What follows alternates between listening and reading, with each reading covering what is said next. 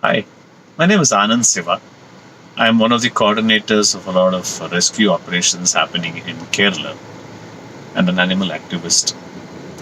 There's been so much of conversation about the floods, about rescues, about relief, about problems, about damage, property, value, worth, etc. There's something very fundamental that I need to talk to you about. And this is the state of animals in Kerala. And a lot of it may actually not have to do just with the floods. A lot of us are very pained at the extent of damage that has been inflicted upon the ecosystem, the biodiversity of Kerala. It's not just about a buffalo here, or a dog, or a rabbit, or an elephant, or a bison, or a pig.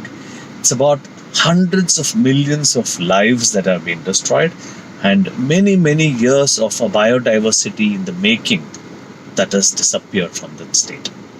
Remember, Kerala is a state of is a completely coastal state, right? And a place of backwaters, rivers. And what has happened is all of these have merged and washed away expensive and extensive flora and fauna across these places. What it also means that animals have been displaced and animals that were there have been drastically reduced in numbers, mainly because of three natural acts that came forth during the floods. The floods themselves, which is a hell of a lot of water coming into the cities, into the towns, into the villages. Landslides that brought down truckloads and truckloads of mortar and rubble that sort of took with them a lot of lives. And finally, heavy winds that blew away a lot of nests, a lot of habitats, and that has destroyed the biodiversity. Kerala has always been a problem state. Let me give you some numbers. According to the number of veterinary facilities available as published by the government, there's just one vet service for every 138 square kilometer area of the state. The state is a small state, it's just 38,000 square kilometers, but just one on paper for every 138 square kilometers, though in reality it goes beyond 250 square kilometers, which means you could drive down 40, 45, 50 kilometers on either side and still not see one vet facility. A backward state like Uttar Pradesh, you will find one every 110 square kilometers, which is almost half of what Kerala is talking about. Kerala is a farming state. They make their money, the economy thrives only on agriculture, farming, and tourism. And unfortunate that today's context, farming also includes the money made out of exploitation of animals. Dairies, meat, fishery, poultry, they are all there in abundance in Kerala. Here is one more number. There could be anywhere between 25 to 35 million animals in livestock in Kerala. That's hell of a lot for a small state. We still don't have a clue of what the destruction is. And when reality strikes, we're going to be struggling to understand how many animals need help. And if you are an animal lover, you should pay attention to this. Let's imagine a buffalo that's probably got a fracture or a severe injury, or a cow that has got a severe injury. The man who owns the cow is under so much economic pressure to get back to business that he is going to put that cow through a lot more misery by continuing to milk her, not giving her the medical aid that she needs. And that's primarily because of two reasons. One is he just can't afford to delay milk production anymore because he needs to bounce back, and the animal's care or the animal's welfare is going to be last of his priorities. And even if he did, he's not going to find a vet who's going to take that cow on priority, right? And the state is in such bad shape that he is unlikely to find a truck or a large animal ambulance for him to take this cow to the closest veterinary facility. Now, let us assume that he still finds that. He's not going to find a facility that is good enough for the cow.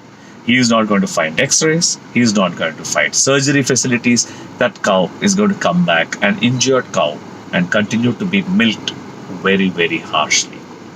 And if this is the state of a large cow, now imagine all the goats, all the poultry, all the animals that are there in captivity. And we are talking of domestic animals in captivity. There are elephants that are struggling out there. There are elephants 23 elephants have died in the last 6 months in Kerala in captivity. Right? Just 1 month, February alone, we lost 8 elephants. Now, what that means is that these elephants that may have endured all the flood waters, all the injury, all the infections that came with it, are likely to fall sick. So we have the poultry, we have the cattle, we have the livestock, we have the elephants, and we are just talking of animals in captivity. Kerala struggles with another problem, which is that of dogs. Dogs don't get onto the priority. They are socially discriminated. We faced lots of trouble where people were asked to get off boats because they took their dogs with them. We had a lot of trouble taking dogs onto boats because people thought they should not be prioritized at a time when human lives were at risk. You are socially discriminated against because you have a dog, which is why a lot of families left behind the dog and rushed to rescue camps when the waters came in. Stray dogs have always been a problem in Kerala, and it's not because of stray dogs. It's because the government never bothered to set up enough dog shelters, enough ABC centers, enough vet facilities, enough support for NGOs to set up a shelter or a process to take care of these dogs. If the government had come forward and given land, had supported, if the corporate world had supported, we would not have stray dogs as a problem in that state. No other state has that kind of a problem. We turned it out to be a menace and ended up killing hundreds of thousands of innocent dogs for no reason. The problems for Kerala with animals doesn't end there. We still have no clue about what's happened to the animals in the wild. Elephants, leopards, bisons, jackals, hundreds of such animals that we still have no clue of their state. No doubt they too have suffered extensive damage. The entire state of Kerala needs to bounce back with its biodiversity if we need to bring back some sanity to that state. The state does not have the infrastructure required to manage such a crisis. They don't have the infrastructure to manage life. There is not a single cat or a dog shelter available in that state, which is worthy of being called a good big facility for a large number of animals. The few that are there are struggling for funds, struggling for space, struggling for support. There is no cow shelter, there is no cow shed in any of the other districts of Kerala except 2. We are talking of a very, very frail infrastructure support system in the state. Here is my appeal to you. If you care for animals in any way, if you care for the environment in any way, if you care for the state in any way, you need to come forward. We need to ship vets there. We need to take infrastructure there. We need to build infrastructure there. We need good animal hospitals. We need good ambulances. We need x-rays. We need surgery. We need post-op. We need pre-op. We have to build a lot of facilities there if we need to make those animals there live a happy life. With livestock being 25-30 million, animals that no longer serve a purpose have no place to go, and therefore they are led to roam the streets, and we end up calling them strays. They end up being a menace, and we are creating more trouble. Come the sunshine, come some balance in the society in Kerala, we will have more problems coming up. We will have more disowned animals because they no longer serve a purpose. Where do we take them all?